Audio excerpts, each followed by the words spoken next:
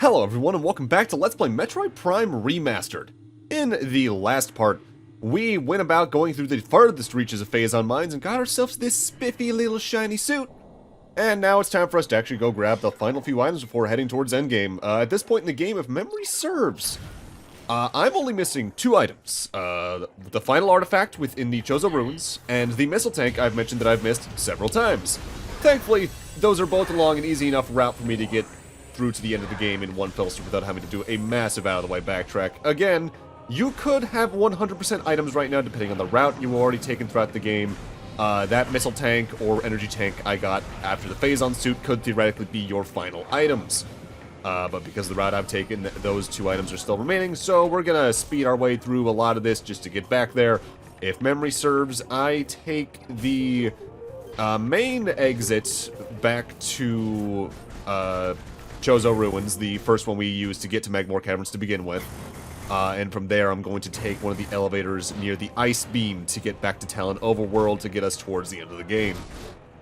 I mentioned it before a little bit here and there, but I really do prefer this structure for Metroid where you can get like 95% of the items along the way, with minor backtracks here and there maybe to go out of the way to get the remaining 5%-ish that this and Super, and I guess most of Zero Mission can have, compared to what they started doing in Fusion Beyond for the mainline stuff where it's, alright, you got like 70%, but you get the final power-up in the last like 10 minutes, and you need to go out of the way to go get the rest of the items now. Good luck!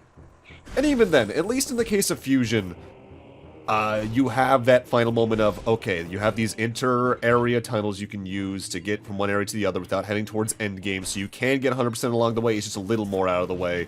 As much as I love Zero Mission and Dread, the way those games handle their final power-up and getting expansions using them, I am not a fan of in comparison to the level structure for Prime and Super. Even though I still think Zero Mission and Dread are probably my two favorite overall Metroid games still, that's mostly just on a casual gameplay experience rather than a completionist's perspective. So here we are, once again, back in the room where we got the charge beam way early on, and at the moment you've gotten the gravity suit, you could have gotten this. Just come down here to the deep portion of the water, there's a little tunnel we can get in, and there's a missile tank right there. I think the reason I missed this for so long was me going, oh, that's not a separate room. Right. And admittedly, it is one of the few times in the game, if you look at the map, you are actually leaving the map to go get an item. The area where we fought the Chozo Ghosts after getting the thermal visor was the, no, the X-ray visor rather, was the same deal. You're actually leaving what's on the actual map at that point. In terms of the best time to have streamlined these two items into the equation, if I had done better with it, it probably would have been A, getting the various, getting the gravity suit and then getting all three of the missile tanks over near where the charge beam was in one go rather than 3 visits. And for here it probably would have been when I was going out of the way for the missile tank that needed the plasma beam and the X-ray scope, or X-ray visor rather, on that one portion of Talon Overworld, because I could have just taken the elevator over to here real quick, probably from there. But I just didn't think about it. Again, this isn't a perfect playthrough, I just tried my best. I don't have Prime nearly as memorized for layouts and best routes as I do, say, Super or Fusion or ZM. I like Metroid. I ain't the perfect player. That's speedrunners, because Metroid speedrunners are up there with Zelda speedrunners and Mario speedrunners in terms of built different and dedicated and memorized. And genuinely, if you ever want like a really fun watch any of the Metroid Prime game speedruns. They do some intense shit in there, and it's a marvel to watch. But now that we're back here in the Hall of Elders, we can use the plasma beam on that, use the Morphball slot here, and unlock the final room that this statue is tied to. A door literally right beneath it. I do find it weird that it's an ice beam door there, but oh well.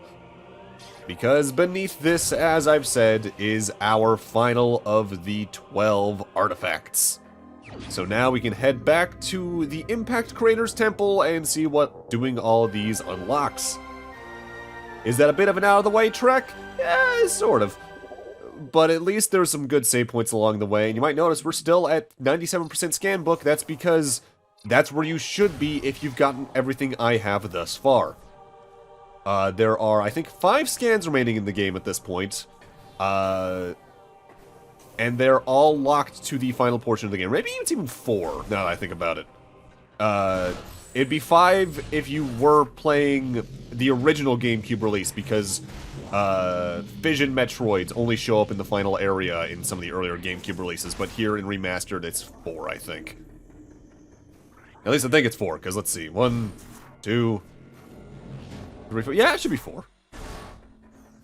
Well, I guess it also could be 5 in the case you didn't go over to the impact crater at all to scan the hints, because you already knew where the artifacts were, so the artifact of truth is probably still there.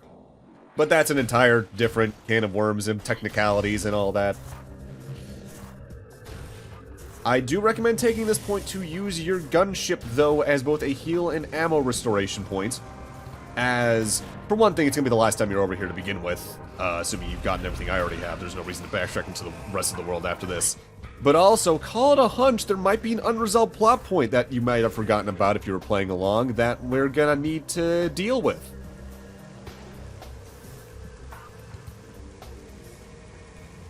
I forget if I mentioned it, but I really do like Samus's ship design in this game. It's not my favorite design for her ship. I think, honestly, my favorite design for her ship is probably just the red one she has at the start of Zero Mission, despite it being different from every other ship design. But then it's like this, and, honestly, I really do like the Fusion and Dread ship design. The Super ship design and Metroid 2 ship design are classic, but they just don't make my brain go burr in the right way, if that makes any sense. Like, I like the Prime 3 one, even. It doesn't look good in Prime 2, though, because that's just the Super Metroid ship in 3D, and it doesn't look right for some reason, especially.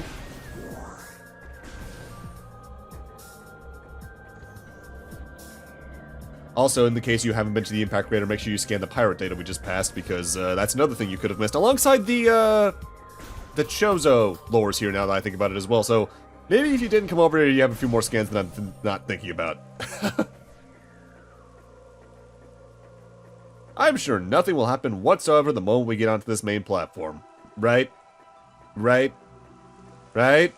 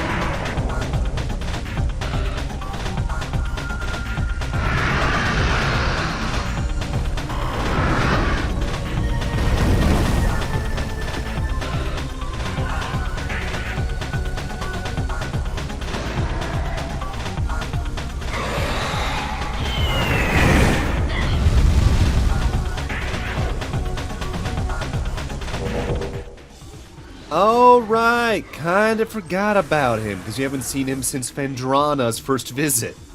Meta Ridley, genetically enhanced Ridley metaform. Reborn and evolved through pirate technology, Meta Ridley is a fearsome enforcer. His armored hide is extremely resilient, save for the chest, which has thinner plating. The pirates have used a number of potent weapons to the creature, including a multi-missile system, a kinetic breath system, a mason bomb launcher, and an ultra-thermal flame strike projector. Meta Ridley is also a formidable melee combatant, making any sort of engagement a risky proposition. Meta Ridley can definitely be a tricky fight, but he's pretty easy to damage because you just need to aim for the chest and you're locked onto that automatically. Super missiles, charge shots, and the plasma charge shot are your best bet. The hardest part about this fight early on is how long it takes, because a lot of the time when he's not firing his missiles at you that home in, or swooping over and doing a bomb run, or firing breath directly at you, he's in the distance flying around being all cool, but it just makes the fight take a while. With that said, when he does the bombing runs, he can actually be a little helpful to you in some cases, because the pillars around us, where we got the hints for the artifacts, they are destructible and they can be broken by his attacks, and they can drop both health and missiles for you in the case you're running low. So that's a little neat. The stomp attack's also something to watch out for because that's when he gets on the ground at first, and he will dedicate to a couple of attacks on the ground, a tail swipe, another breath attack, but early on in the fight he doesn't stick on there a lot. But when he lands on the ground, if you're playing the original GameCube release, you can actually do some funny stuff. Namely, if you boost ball into him, he takes extreme damage, often reducing himself down to the latter half of his health instantly, where he's trapped on the ground at that point in the fight. I don't know why that's like that. It's probably completely unintentional, because basically every future version of the game fixes it, I believe. Also, the Meta Ridley theme, iconic. As someone who grew up without playing Super until, like, the Wii Virtual Console even, for me growing up, this was the version of the Ridley theme I heard probably the most. Between playing this, playing Brawl a good bit, because I played Subspace Emissary through a few too many times, and when I was really little, I never consistently got far enough in Fusion to hear the Neo Ridley theme. And, as much as I like the Zero Mission version of the Ridley theme, that fight's over in 15 seconds, so you don't really get to hear the theme so much.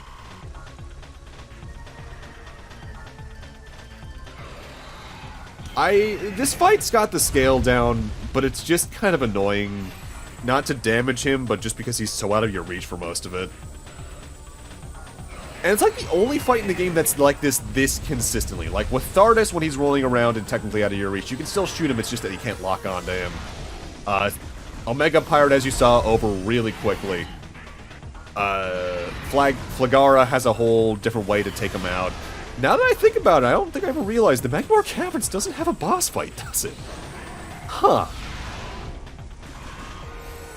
Yeah, because it's weird. The game has several mini-bosses, and I counted them as boss fights because I read their scanbook entry.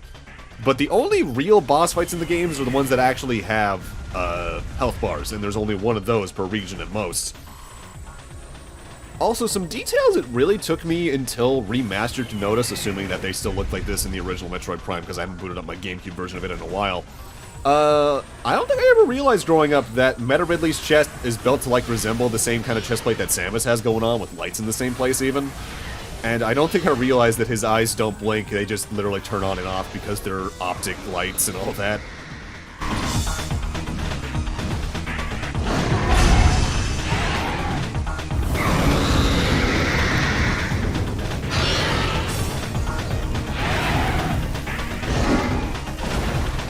Ridley's wings are burnt out. This is the phase you would skip to if you use the boost ball enough on him in the original versions of Metroid Prime. So now he's locked to melee fighting for the last little bit, but you can't actively damage his chest as much because it's facing the ground. You instead need to stun him by firing into his mouth a good bit. I would recommend Super Missiles for this, the Plasma Beam, and then just fire into his chest a bit. Again, Super Missiles and Plasma Beam, best bet for that. Attacks he's going to do here, he's going to do a lot of stomps in a row that cause little shockwaves as well. He can swirl his tail around, he can do an outright charge into you, which you can time a shot into his mouth carefully with if you're good about timing. And he can do his usual breath attack, but it'll again instead sweep across the floor rather, so you need to jump over rather than just trying to avoid it. This can definitely be a bit of a trying part of the fight, if only because sometimes he takes a lot of attacks to actively open himself up for stunning. But it's... if you have all the energy tanks in the game at this point, the big threat there is just the time loss rather than the actual damage, because while Meta Ridley does hurt, I don't think he hurts enough with all of the health upgrades in the game to be an absolute threat. It's weird. Ridley, for being such an iconic part of the series, is seldom a gigantic threat of a fight, except on my first playthrough, maybe. Like, he's maybe a threat in his appearance in one of the later Prime games, just because of how early you technically fight him.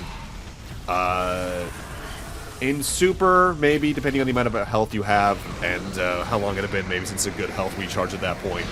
But otherwise, like, Zero Mission, no. Fusion, no. Other M, God, no, despite what the story tries to show you. Ridley's always just been easier than Kraid, which is weird that he's the one that stuck around for more of the series overall, because Kraid's only had, what now, 4 appearances? He was originally supposed to be here in Prime, because there's concept art for him.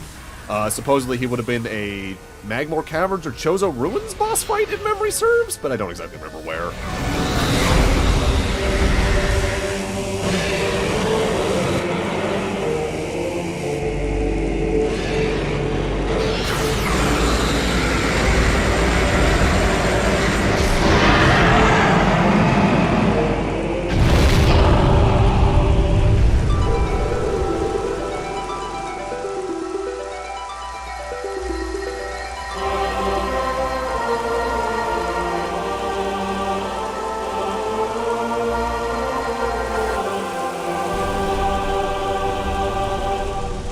I'm sure Ridley's fine. And that's, I'm assuming, what the final Chozo lore we got was talking about with the ghosts watching over us. But with that, I'm going to need to end this off here. Thank you guys for watching, and in part 15, we're heading into the impact crater. See you guys then.